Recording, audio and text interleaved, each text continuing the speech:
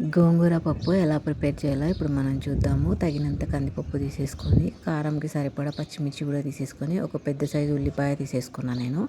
ఇప్పుడు ఇవి వాటర్లో బాగా వాష్ చేసేసుకొని, కావాల్సినంత వాటర్ వేసేసుకొని, గోంగూర కూడా వాటర్లో బాగా వాష్ చేసేసుకొని, ఒక 2 కట్టలు తీసుకున్న నేను.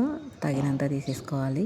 ఇంకా సరిపడినంత పసుపు వేసేసుకొని, ఇప్పుడు ఇవి బొబ్బర్లు అనమాట, మేము అలచందలు అంటాము. వాటిలో బాగా వాష్ చేసుకొని ఇలా వేసుకుంటే టేస్ట్ బాగుంటుందన్నమాట.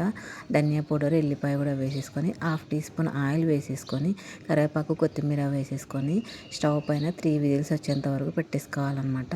తర్వాత ఆవిరి మొత్తం పోయేంత వరకు ఉన్న తర్వాత తీసేసుకుంటే చూడండి, ఆల్మోస్ట్ కందిపప్పు బొబ్బర్లు స్మాష్ అయిపోయాయి. ఇప్పుడు తగినంత సాల్ట్ వేసేసుకొని పప్పు గుత్తితో బాగా స్మాష్ చేసుకోవాలన్నమాట. తినేటప్పుడు చాలా టేస్టీగా ఉంటుంది. బొబ్బర్లు, కందిపప్పు మొత్తం బాగా ఉడిపోయింది. జొన్న రొట్టెలు తింటే మామూలుగా ఉండదు. Thank you.